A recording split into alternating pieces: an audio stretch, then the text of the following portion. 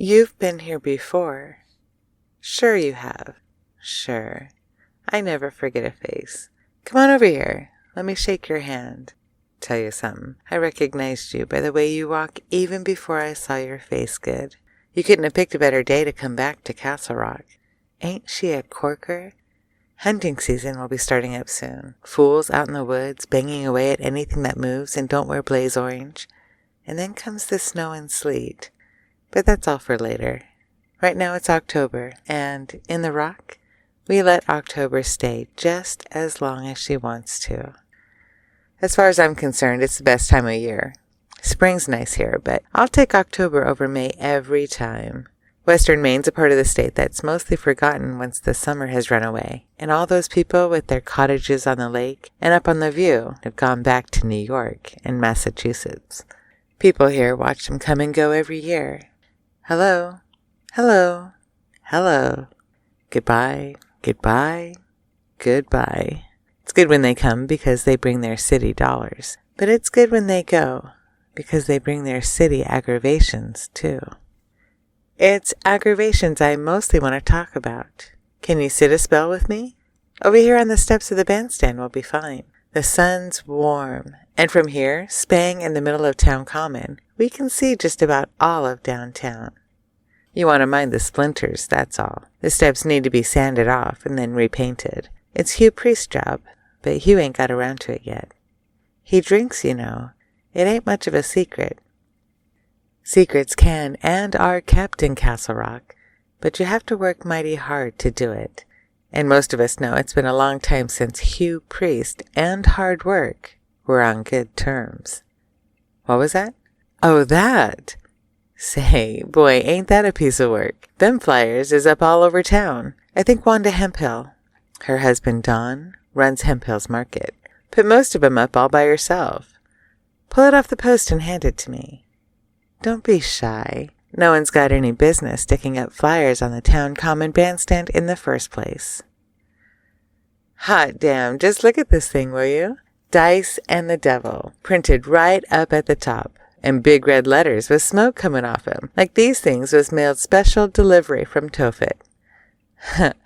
Someone who didn't know what a sleepy little place this town is would think we're really going to the dogs, I guess.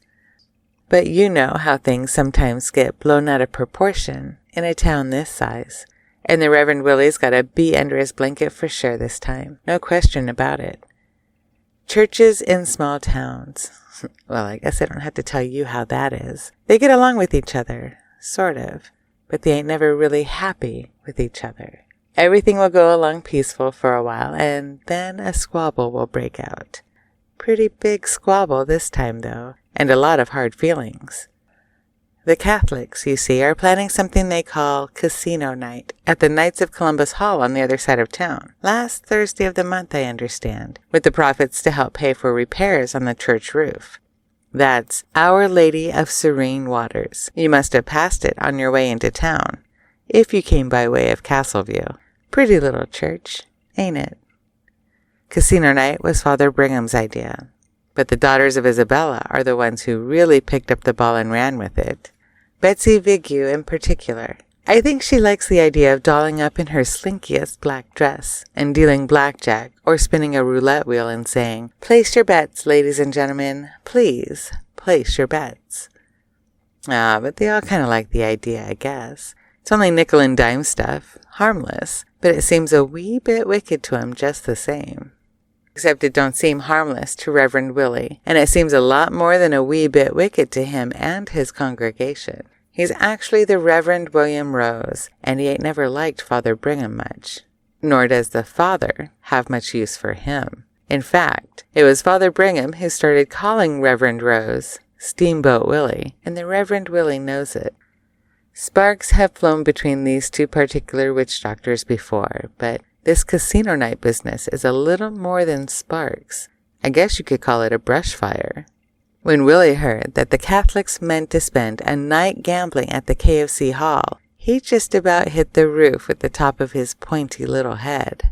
He paid for those dice and the devil flyers out of his own pocket, and Wanda Hemphill and her sewing circle buddies put 'em up everywhere. Since then, the only place the Catholics and the Baptists talk to each other is in the letters column of our little weekly paper, where they rave and rant and tell each other they're going to hell. Look it down there, you'll see what I mean. That's Nan Roberts, who just came out of the bank. She owns Nan's Luncheonette, and I guess she's just about the richest person in town now that old Pop Merle's gone to that big flea market in the sky. Also, she's been a Baptist since Hector was a pup. And coming up the other way is Big Al Gendron. He's so Catholic he makes the Pope look kosher, and his best friend is Irish Johnny Brigham. Now watch close. See their noses go up? Ain't that a sketch? I'll bet you dollars to donuts that the temperature dropped 20 degrees where they passed each other by. It's like my mother used to say, people have more fun than anybody, except for horses, and they can't. Now look at over there. See that sheriff's cruiser parked by the curb near the video shop? That's John LaPointe inside. He's supposed to be keeping an eye out for speeders. Downtown's a go-slow zone, especially when school lets out. But if you shade your eyes and look close, you'll see what he's really doing is staring at a picture he took out of his wallet. I can't see it from here, but I know what it is just as well as I know my mother's maiden name. That's the snapshot Andy Clutterbuck took of John and Sally Radcliffe at the Freiburg State Fair just about a year ago.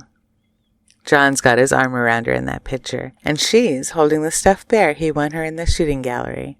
And they both look so happy they could just about split. But that was then, and this is now, as they say.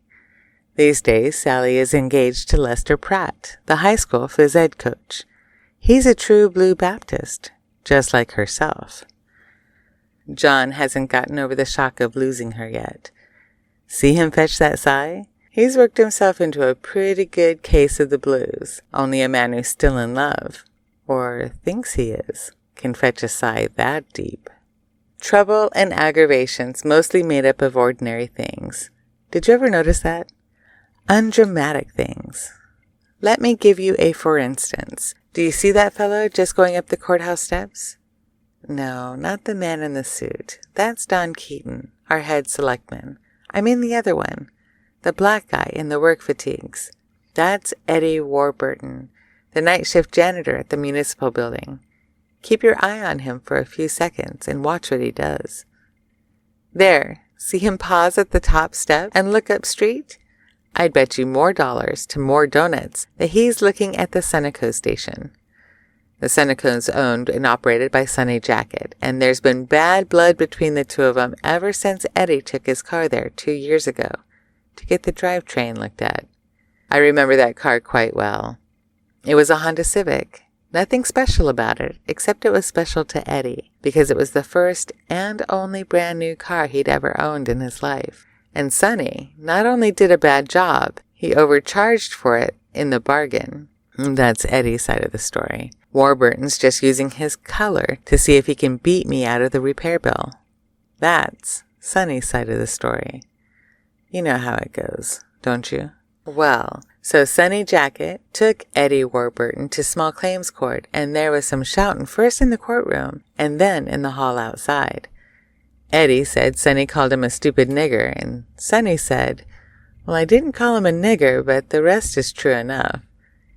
In the end, neither of them was satisfied.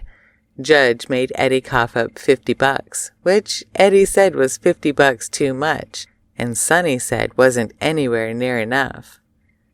Then, the next thing you know, there was an electrical fire in Eddie's new car, and the way it ended was that Eddie Civic went off to the junkyard out on Town Road number 5, and now Eddie's driving an '89 Oldsmobile, which blows oil. Eddie has never quite gotten over the idea that Sonny Jacket knows a lot more about that electrical fire than he's ever told. Boy, people have more fun than anybody, except horses, and they can't. Ain't it all just about more than you can take on a hot day? It's just small-town life, though. Call it Peyton Place or Grover's Corners, or Castle Rock. It's just folks eating pie and drinking coffee, and talking about each other behind their hands. There's Slopey Dodd, all by his lonesome because the other kids make fun of his stutter. there's Myrtle Keaton. And if she looks a little lonely and bewildered, as if she's not really sure where she is or what's going on, it's because her husband, fellow you just saw coming up the courthouse steps behind Eddie, hasn't seemed himself for the last 6 months or so. See how puffy her eyes are? I think she's been crying or not sleeping well. Or both, don't you? And there goes Lenore Potter, looking like she just stepped out of a bandbox, going to the Western Auto, no doubt, to see if her special organic fertilizer came in yet.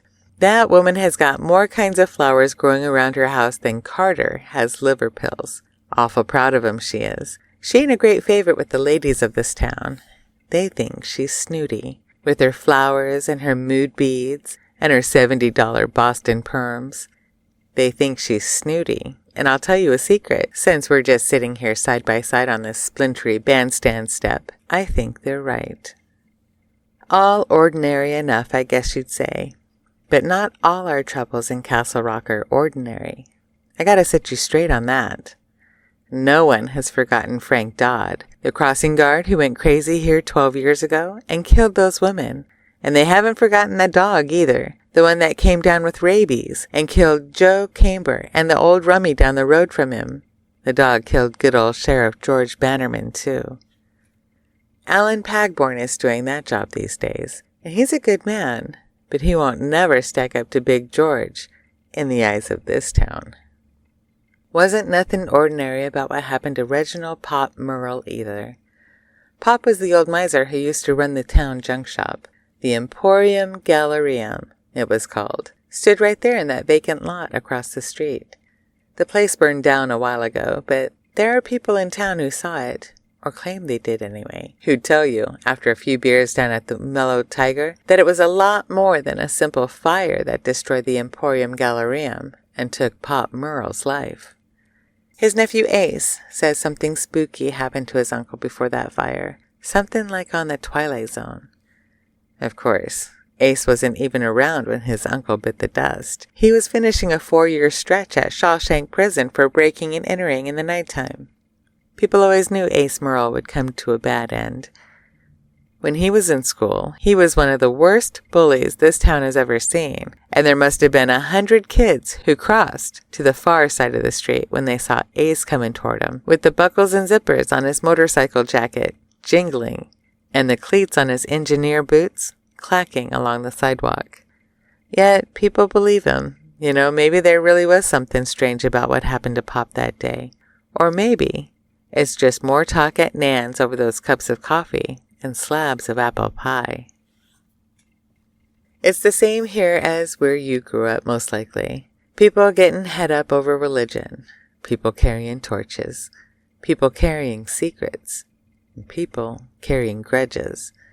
And even a spooky story now and then, like what might or might not have happened on the day Pop died in his junk shop, to liven up the occasional dull day. Castle Rock is still a pretty nice place to live and grow, as the sign you see when you come into town says. The sun shines pretty on the lake and on the leaves of the trees, and on a clear day you can see all the way to Vermont from the top of Castleview. The summer people argue over Sunday newspapers, and there's the occasional fight in the parking lot of the Mellow Tiger on Friday or Saturday night. Sometimes both. But the summer people always go home, and the fights always end. The Rock has always been one of the good places, and when people get scratchy, you know what we say. We say he'll get over it, or she'll get over it. Henry Buford, for instance, is sick of Hugh Priest kicking the rockola when he's drunk. But Henry will get over it. Wilma Jezerk and Nettie Cobb are mad at each other. But Nettie will get over it, probably, and being mad's just a way of life for Wilma. Sheriff Pagborn's still mourning his wife and younger child, who died untimely, and it was a sure enough tragedy. But he'll get over it in time. Polly Chalmers' arthritis isn't getting any better. In fact, it's getting worse, a little at a time. And she may not get over it, but she'll learn to live with it. Millions have. We bump up against each other every now and then, but mostly things go along all right. Or always have, until now. But I have to tell you a real secret, my friend. It's mostly why I called you over once I saw you were back in town. I think trouble, real trouble, is on its way. I smell it just over the horizon, like an out-of-season storm full of lightning. The argument between the Baptists and the Catholics over casino night, the kids who tease poor Slopey about his stutter, John LaPointe's torch, Sheriff Pagborn's grief. I think those things are going to look like pretty small potatoes next to what's coming. See that building across the main street? The one 3 doors up from the vacant lot where the Emporium Gallerium used to stand. Got a green canopy in front of it. Yep, that's the one. The windows are all soaped over because it's not quite open yet. Needful things, the sign says. Now, just what in the dog does that mean? I don't know either, but that's where the bad feeling seems to come from. Right there. Look up the street one more time. You see that boy, don't you? The one who's walking his bike and looks like he's having the sweetest daydream any boy ever had? You keep your eye on him, friend. I think he's the one who's going to get it started. No, I told you, I don't know what. Not exactly. But watch that kid, and stick around town for a little while, would you? Things just feel wrong, and if something happens, it might be just as well if there was a witness. I know that kid, the one who's pushing his bike. Maybe you do too. His name's Brian something. His dad installs siding and doors over in Oxford, or South Paris, I think. Keep an eye on him, I tell you. Keep an eye on everything. You've been here before, but things are about to change. I know it. I feel it. There's a storm on the way.